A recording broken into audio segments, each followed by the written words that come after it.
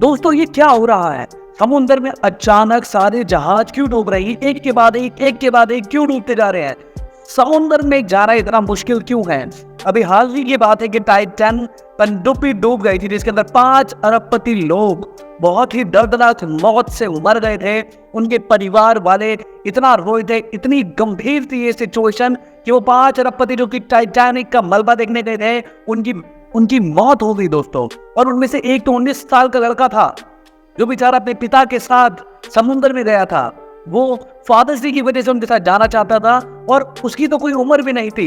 हालांकि मरने की तो कोई उम्र नहीं होती, क्योंकि चाहे बड़े हो जो छोटे हो, दुखद घटना तो थी ही सबके लिए। मगर फिर भी 19 साल का लड़का जो शायद कॉलेज में पढ़ रहा हो या उसके सपने हो कुछ बनने के, कुछ करने के, वो बाहर ही नहीं आ पाया दोस्तों। लेकिन समुद्र इतना खतरनाक क्यों है कि जो भी उसके पास जाता है वो उसे खींच लेता है, खा जाता है दोस्तों। चंद्रमा पे जाना आसान है, चंद्रयान बनाना आसान है, सूर्ययान बनाना आसान है। आज मार्स पे लोग जा रहे हैं, चंद्रमा पे लोग जा रहे हैं, सूर्य के पास स्पेसशिप भेज रहे हैं। मगर समुद्र इतना खतरनाक क्यों है? हमारे प्लेनेट पे होते हुए, मौजूद होते हुए समुद्र क्यों इतना दर्दनाक और खतरनाक है कि जो भी उसको उसके रहस्य को जानने की कोशिश तक करता है वो उसको अपने अंदर समा लेता है, उसको खा जाता है दोस्तों। अभी हाल ही की बात है कि 3000 कार को लेके जा रहा एक जहाज बहुत ही दुर्घटना की वजह से पूरी तरीके से तबाह हो गया और डूब गया, जिसमें एक भारतीय की भी मौत हो गई। सारा पैसों का 3000 गाड़ियों का नुकसान हुआ, बहुत ही कीमती गाड़ियां थी, लेकिन एक इंसान की भी मौत हो गई। एक इंसान की कीमत तो किसी गाड़ी या किसी पैसों से भी बहुत ज्यादा होती है दोस्तों। क्यों समुद्र ऐसा दर्दनाक है, हम इस वीडियो में आपको बताएंगे। पूरी वीडियो को एंड तक जरूर देखना। कितने जहाज आज तक डूब चुके हैं, कितने जहाजों के साथ ये घटना हुई है, और जहाज में जाना इतना मुश्किल क्यों होता है, इतना खतरनाक क्यों होता है।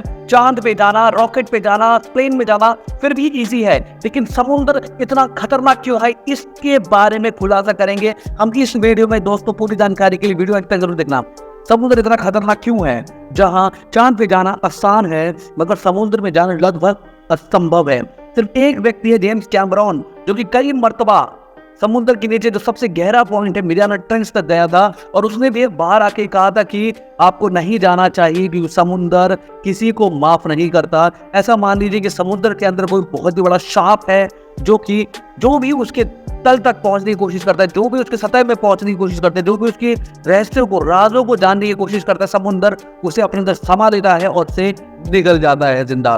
पिछले साल टर्की में एक कार्गो शिप था जिसका नाम था सी ईगल, उसके डूबने की खबर सामने आई और करोड़ों का नुकसान हो गया। ब्राजील में वही 2019 में 200 पोर्शे कार्स को ले जाया जा रहा था इटली तक, ब्राजील से इटली जा रहा था वो कार्गो शिप, और 2019 में वो भी डूब गया। सारी गाड़ियों का, इंसानों का नुकसान हुआ, कई मौतें हुई दोस्तों। हर साल क्यों ऐसी घटना हो रही है? टाइटन के बारे में तो हम सब जानते ही हैं, कितनी रहस्यमयी वो थी, मिस्टीरियस था जो उनका ट्रिप था। और वो 5 अरबपति लोग, कोई मामूली लोग नहीं, अरबपति लोग तक, यानी कि उनका पैसा तक उन्हें नहीं बचा पाया। चाहे समुद्र हो, चाहे कोई मौत हो, चाहे किसी भी तरीके का दर्दनाक घटना हो दोस्तों, इससे फर्क नहीं पड़ता कि आपके पास कितना रुपया है, आपकी इमेज क्या है दुनिया में, आप कितने फेमस हैं, कितने अमीर हैं। मौत दोस्तों ये देखकर नहीं आती कि आपके बैंक में कितना पैसा है। टाइटन के बारे में हम सब जानते ही हैं। और दोस्तों एक देश से दूसरे देश ले जाने के लिए यूज किया जाता है कार्गो शिप, जिसके अंदर कई करोड़ रुपए का सामान रखा जाता है। लेकिन अगर वही एक गलती की वजह से भी अगर वो डूब गया, चाहे वो नेचुरल कैलामिटी हो, चाहे वो ह्यूमन एरर हो, कुछ भी हो, हम सारी बातों पे आएंगे कि किन किन कारणों की वजह से कितने समुद्री जहाज डूबे हैं आज तक, और आपको पूरी रिपोर्ट देंगे। एंड तक जरूर देखना दोस्तों इस वीडियो को। पानी के जहाज से व्यापार करना बहुत फायदेमंद होता है क्योंकि वो सस्ता होता है, क्योंकि इतना फ्यूल नहीं लगता समुद्र में जाने की तरह प्लेन में लगता है। लेकिन दोस्तों वही नुकसान भी बहुत महंगा होता है, क्योंकि समुद्र में अगर एक बार सामान गिर गया तो उसे ढूंढना नामुमकिन होता है दोस्तों। दुनिया का सबसे बड़ा कार्गो शिप HMM एल्गेसिस, जो कि 400 मीटर लंबा था, 20 फीट के 24,000 कंटेनर्स को रखा जा सकता था उसके अंदर। वो इतना लंबा था कि अमेरिका के एम्पायर स्टेट बिल्डिंग को भी मार दे सकता था। जब इतना बड़ा शिप पानी में डूबता है ना दोस्तों, तो नुकसान अरबों रुपए का होता है, क्योंकि उसकी खुद की भी कीमत होती है और साथ में सामान जो लोड करके ले जाया जा रहा है वो भी साथ में डूबता है। यूनेस्को ने कहा कि समुद्र में 3 नए जहाजों का मलबा मिला है। तीनों 1000 साल से पुराने हैं। टाइटैनिक के बारे में तो जानते ही हैं, कभी ना डूबने वाला जहाज था लेकिन फिर भी वो डूब गया। आखिर दोस्तों ऐसा क्यों हो रहा है? जहाज डूबते क्यों जा रहे हैं? इनके पीछे क्या राज छुपा है? सबसे पहले बात करेंगे बाढ़। जहाज पानी को जब डिस्प्लेस करता है ना दोस्तों, इसको आर्किमिडीज प्रिंसिपल कहते हैं। एक आर्किमिडीज नाम का व्यक्ति था, बहुत बड़ा मानव साइंटिस्ट था। उसने अपने बाथ टब के अंदर एक दिन वो नहा रहा था, तब उसने ये दुनिया को बताया। एक दिन वो नहाने के लिए गया, बाथ टब में घुसा तो उसने ये अंदाजा लगाया, सोचा कि जितना मेरा वजन है, जितना वॉल्यूम मेरा है, उतने ही वॉल्यूम का पानी डिस्प्लेस वो कर रहा है, उतना ही बाथ टब से पानी बाहर निकल गया। तब उसने आर्किमिडीज प्रिंसिपल दिया। दोस्तों जहाज उसी प्रिंसिपल में बनाए जाते हैं कि एक जहाज जितना पानी डिस्प्लेस करता है उतना ही उसका वॉल्यूम होता है, उतने ही वॉल्यूम का पानी डिस्प्लेस करता है वो।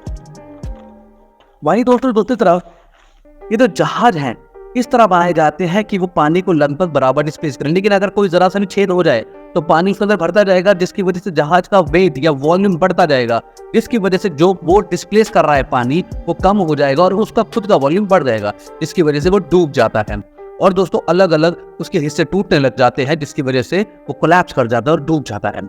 एक और रीजन है जिसको हम कहते हैं ग्राउंडिंग और कोलिजन। दोस्तों समुद्र के इंजन और पंख लगे होते हैं उसके अंदर, जो कि उसको आगे बढ़ने में मदद करते हैं। लेकिन अगर एक जगह खड़ा कर दें किसी जहाज को तो उसे ग्राउंडिंग कहते हैं।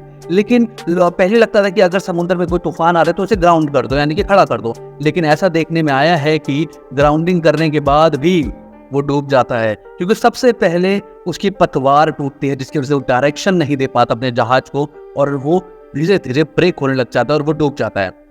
जहाज को रोकना भी आसान नहीं है दोस्तों, क्योंकि अगर आप अभी रोकेंगे तो वो कई मीटर दूर जाके रुकता है ब्रेक लगाने के बाद। और दोस्तों एक और रीजन है जिसे कहते हैं लॉस ऑफ स्टेबिलिटी, यानी कि जहाज को स्टेबल रखना होता है। जहाज के अंदर एक मेटा सेंटर होता है और एक वर्टिकल सेंटर होता है, जिसकी वजह से वो स्टेबल रहता है। लेकिन अगर मेटा सेंट्रिक जो है उसकी हाइट बढ़ जाए या फिर वो बढ़ जाए तो दोस्तों उसकी इक्विपमेंट्स खराब होने लग जाते हैं, जिसकी वजह से भी जहाज डूब जाते हैं। और सबसे बड़ा कारण तो बैड वेदर है ही, यानी कि ये सब इतना बड़ा रीजन है क्योंकि अगर आप जहाज को गंदे वेदर में ले गए तो यही मान लीजिए कि डूबना यानी कि 60-70% तो है ही है। बहुत कम जहाज हैं जो कि बैड वेदर में से बच के सामने आए हैं, क्योंकि तूफान की लहरें बढ़ जाती हैं और ऊपर से बारिश हो रही है, बिजलियां कड़क रही हैं, बिजली गिर सकती है, कई सारे रीजन हो जाते हैं। और एक और रीजन है दोस्तों, वो है ह्यूमन एरर, यानी कि जब गलती से भी कोई बंदा कोई गलती कर दे अपने आलस की वजह से या लैक ऑफ नॉलेज की वजह से, तो वो भी उसको डूबने में एक बड़ा कारण बन जाता है। दोस्तों ग्लोबल मरीन रेक्स डाटाबेस के हिसाब से 2.5 लाख से भी ज्यादा मलबों का रिकॉर्ड है ग्लोबल मरीन रेक्स डाटाबेस पे, यानी कि इतने लाखों जहाज डूब चुके हैं और 2.5 लाख तो रिकॉर्ड में है। उससे ना जाने कितने और लाखों डाटा ही नहीं है हमारे पास, जिनका मलबा ही नहीं मिला है आज तक। फिर भी दोस्तों कई शिप्स की लोकेशन नहीं मिल पाई है, लेकिन फिर भी दोस्तों शिप्स बनती हैं, कार्गो शिप बनती है, सामान को ले जाया जाता है, एक्सपोर्ट इंपोर्ट होता है, क्योंकि बिजनेस का एक बहुत बड़ा माध्यम है ये। दोस्तों आपकी क्या राय है इसके बारे में? क्या समुद्री रास्ता सेफ है? क्या समुद्र सेफ है? क्या चांद से अच्छा है कि समुद्र की खोज पहले की जाए, या फिर हमें समुद्र को छेड़ना ही नहीं चाहिए और चांद और मार्स के एक्सपीडिशन में लग जाना चाहिए? कमेंट बॉक्स में जरूर बताना दोस्तों, और इस वीडियो को ज्यादा से ज्यादा शेयर कीजिए व्हाट्सएप के ऊपर, ट्विटर के ऊपर, फेसबुक के ऊपर, इंस्टाग्राम के ऊपर, सबको बताइए। ये जानकारी दोस्तों, जानकारी नॉलेज बांटने से बढ़ती है। फिर मिलेंगे एक नई वीडियो में, तब तक के लिए